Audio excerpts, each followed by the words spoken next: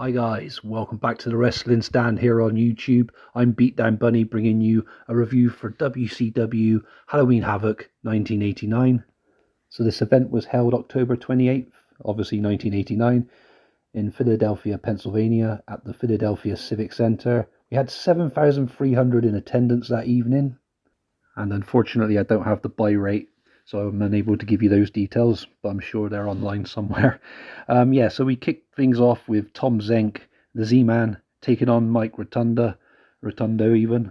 So both men could have done better in this match, I thought, for an opening contest. It seemed pretty lackluster, very slow-paced, and I do believe Z-Man, Tom Zenk, was undefeated up until this point. And that continued, obviously, as he picked up a victory over Mike Rotunda here. And this was before Mike Rotunda was Michael Wall Street with the York Foundation. So it's pretty cool to see him as part of the varsity club, I do believe it was, at the time. But yeah, not a really good opening contest, as I said. Probably worth skipping that one, maybe. Just my opinion, though. Next up, we had a six-man tag. So we had the Samoan SWAT team teaming up with Samoan Savage to take on the Midnight Express and Dr. Death Steve Williams. The Midnight Express and Steve Williams being managed by Jim Cornette, which was very interesting to see Jim Cornette as a face rather than a heel. I prefer him as a heel, to be honest. He worked better as a heel manager back then. And the match itself, it was slightly better than the opening contest, but still not a lot to report here on this one. And it was the Samoan SWAT team and the Samoan Savage that picked up the victory for this one. Next up, Tommy Rich took on the Cuban Assassin in what I would describe as the worst match of the evening of the pay-per-view.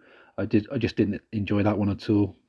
The crowd didn't seem to like it either. It was just pretty dead, completely dead. Dead crowd. Match was dead itself. Just my opinion, though, guys. Went on for just over 8 minutes. 8 minutes too long, in my opinion. So Tommy Rich beating the Cuban Assassin there. Next up, we had the NWA World Tag Team Championship on the line as the Freebirds took on the Dynamic Dudes. So the Dynamic Dudes was Shane Douglas and Johnny Ace, I do believe, with a kind of skateboarding Tony Hawk kind of gimmick, if you see what I'm saying, even though they never actually rid the skateboards to the ring or anything. They just carried them, which is pretty bizarre. The match itself, I guess, is pretty cool. Very, very cool tag team match. I did like both teams, the Freebirds especially. But as I said, Dynamic Dudes, very strange gimmick they had. And I was pretty entertained for this one. And I didn't mind this one very much. Definitely probably worth checking out, I guess. And then we had another tag team match which followed, which we saw the debuting tag team of Doom, which was Ron Simmons and Butch Reed, but only known as Doom 1 and Doom 2, managed by Woman, as they took on the Steiner Brothers. Another good tag team match, slightly better than the previous tag match we covered. And the tag team of Doom, Ron Simmons and Butch Reed, as I said, seemed quite strong and picking up the victory on their debut as well against the Steiners, which was a big win as well, I must say, especially against the Steiner Brothers, one of the top tag teams in the promotion at that time. And then next up, we had a fantastic match, or probably the best match of the evening, in my opinion, as the US title was on the line. Lex Luger took on Flying Brian Pillman. Probably one of Luger's best matches in WCW, especially considering it's one of his earlier matches as well. It was quite surprising. But yeah, this one was really, really good, and I really did enjoy that one. Highly recommend checking that one out. Very rare we get a good Lex Luger match, but this one was pretty cool. And lots of credit goes to Brian Pillman as well for putting on a good show with Luger. Another tag team match up next then, guys, as the Road Warriors took on the Skyscrapers. And this is the first meeting of these two teams. I was really looking forward to watching this at the time when I first ever watched this pay-per-view, as I really like both of these teams, and to see both of them go at it was really cool. And I wasn't sure who I wanted to win. As like I said, I really appreciated both teams. Both teams with such huge, strong wrestlers on each. So we got Hawk and Animal for the Road Warriors, and we got Dan Spivey and Sid Vicious on Team Skyscrapers.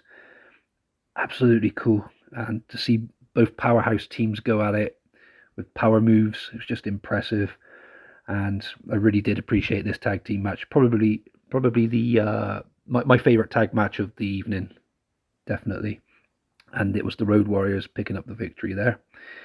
And then we went on to the main event, and this was a Thunderdome cage match as Sting and Ric Flair took on Terry Funk and the Great Muta, with Bruno Sammartino as the special guest referee.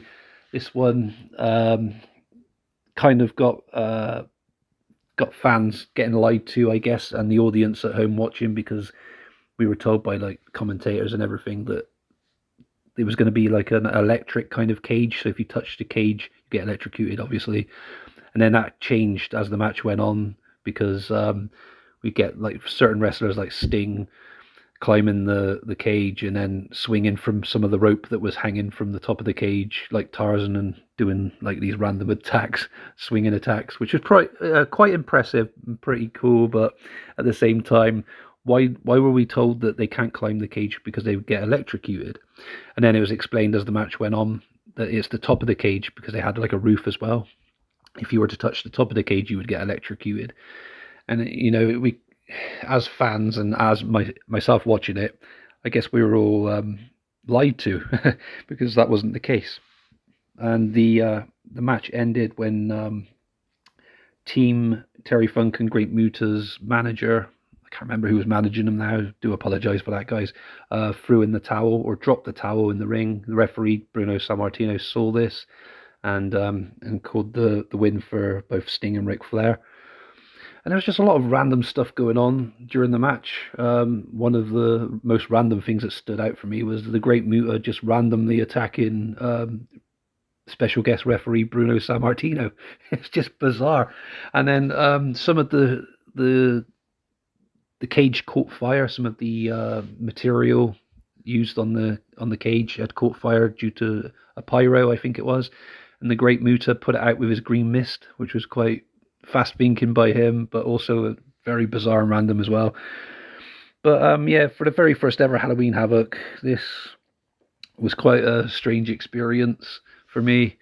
There are better Halloween Havoc pay-per-views I've seen, and I hope to cover them on this channel in the future.